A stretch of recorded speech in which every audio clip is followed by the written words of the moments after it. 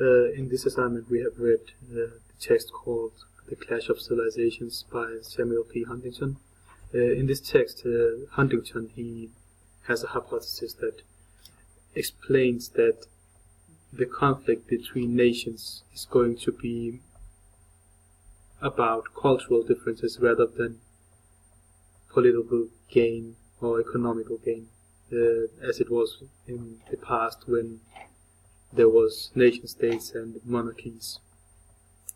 In the text, Huntington, he defines civilizations as being the broadest level of identification a person can have for the civilization he belongs to.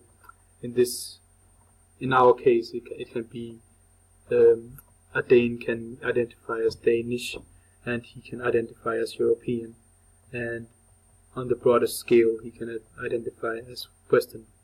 So his civilization will be Western.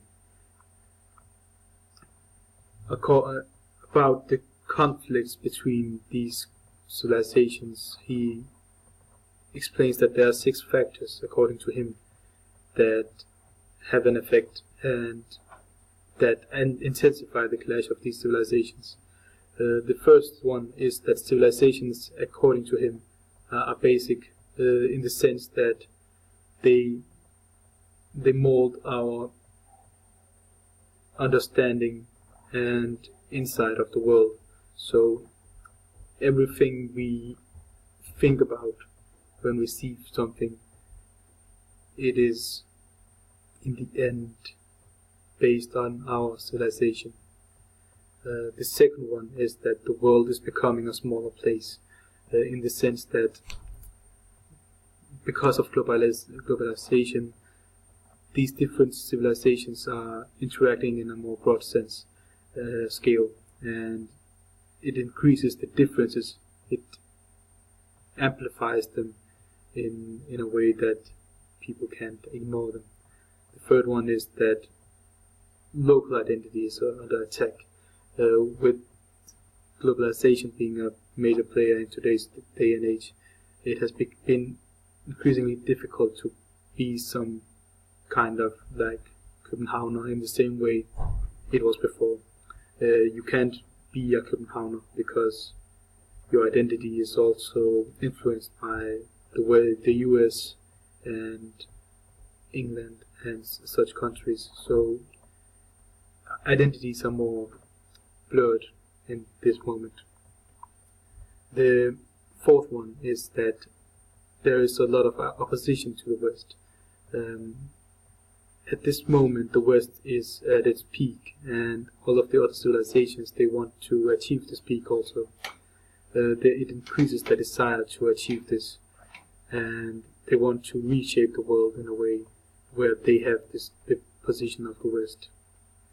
The fifth is that you can't compromise on civilizations, in the sense that you can become a socialist if you have been a communist before in the communist Russia, and you can become poor after you've been rich for a long time. So you can change your ideology and your class, but you can't change your civilization, because the other two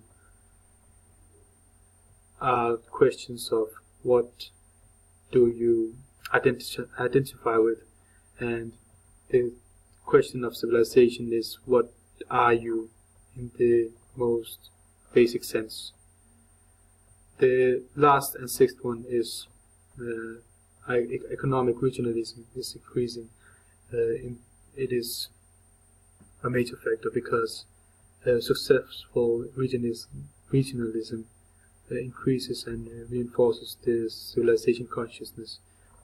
Economic regionalism can increase the sense of civilization between different in a civilization.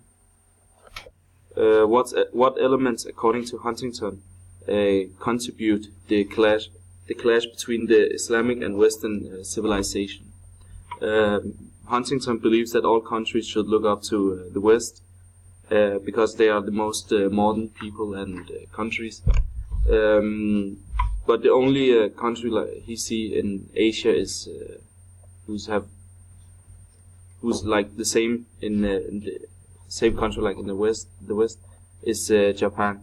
And he say that a lot of young people in, you can say, Middle East, they're going to is becoming radically seized because they use more their religion than their culture. And the last question is, how does Huntington conclude his article? What should the West do to prepare for possible effect of other civilization clashing with ours? Huntington believed that the West should put more focus on the similarities there are between the West and the rest of the world, instead of putting focus on contradictions that are between the West and the rest of the world. And we, as a group, think that that's correct. I'm going to present an analysis of the speech, the George Bush speech. So the first question is, what is the genre? It's a speech, obviously. And the second question is the rhetorical situation and the Pentagon. Okay, I'm going to start off with the Pentagon. So the writer is the President George Bush, and the topic is the terror after the attack on the Twin Towers and the other places, 9/11. And the reader is the whole nation, so all Americans in America. And the circumstances, it's 20 September, nine days after the attack. And the language is, he speaks in a formal language as he addressing a whole nation. And the speech was easy to understand. He uses long sentences, and he don't really use any repetition or alliteration. So, who wrote the text? The text is written by President George Bush, and his message is to tell all the Americans what happened and to attack their country, and he also tell the American what he's gonna do about it. So to whom is the speech? The speech is it is addressed to all the Americans, as I said. And why? Why was the text written, and what is the intention or purpose with the text? The purpose of the text is to inform the Americans and tell them what he's gonna do about it. So first he tells them who did this, and the why all the evidence point against them, and at the last he tells them that he's about his ideas on how to avenge the hijacking. So what characterizes the argumentation? The first page is logos. I have an example here. Women are not allowed to attend school. You can be jailed for owning a television. Religion can be practiced only as the leaders dictate, and a man can be jailed in Afghanistan if his beard is not long enough. So these are just facts, so it's logical. How well does the sender succeed in communicating his message?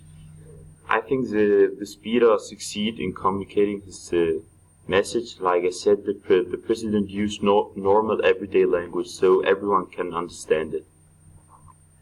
And the rhetorical devices. The president don't really use a lot of rhetorical devices other than imagery. Yeah. An example is a world where freedom itself is under attack. So other than that, I don't think here. And the last part, we had to discuss the connection between Huntington's theory and the current situation presented in the two speeches. In both the speeches we have these two civilizations, Islam versus the West. It's not exactly Islam attacking it, it's a deformed, corrupt version of Islam, where Muslims have, some so-called Muslims have a twisted version of Islam, and they go and attack the West. So in his speech, Bush, he wages his war against terrorism, and he mentions that these Muslims have a twisted version of the Quran, but it's not all Muslims are like them. They are a minority. They are not representatives of all the Muslims. It's not their fault, the normal Muslims. It's the radical network of terrorists' fault and the government who supports them. And in Huntington's theory, we hear about that people's cultural and religious identities will be the primary sources of conflict, and that the differences may cause a prolonged violence, as we have seen in the past. And since the world is becoming a smaller place, interactions between people of different civilizations happen often. People meet each other and they become conscious and aware of the differences between each other. And that's also the West to blame because of the growth of civilizations and consciousness, since their role is big in the world. And the West is using international institutions and military power, as we have seen often in the Middle East. And they do that to protect their interests and their agendas. And Obama, he has some of these points, as Huntington mentioned, in his speech, especially the one about military power. So we have Obama, he's facing a threat, ISIL, and he intends to deal with that. And in his speech, he has divided his strategy into 4 parts. The first one is a systematic campaign of airstrikes.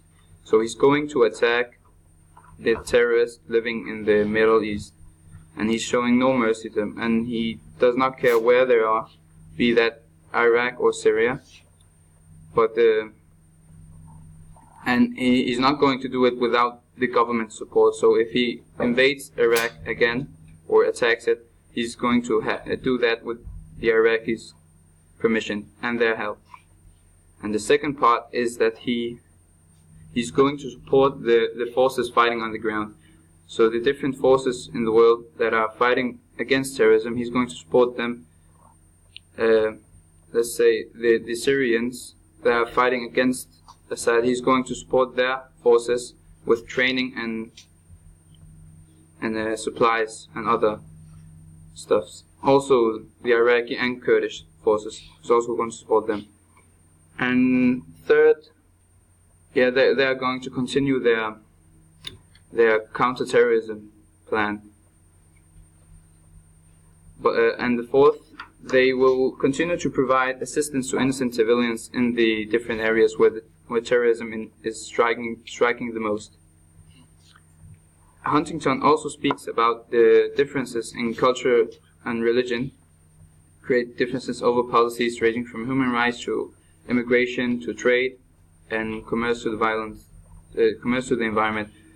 And that's he's saying that the West is trying to promote their way of life, and that's also what Obama does in his speech. He mentions, we stand for freedom, for justice, for dignity, and they are trying to impose. They would like to, of course, everybody lives on those values, so they're trying to impose that on all of mankind.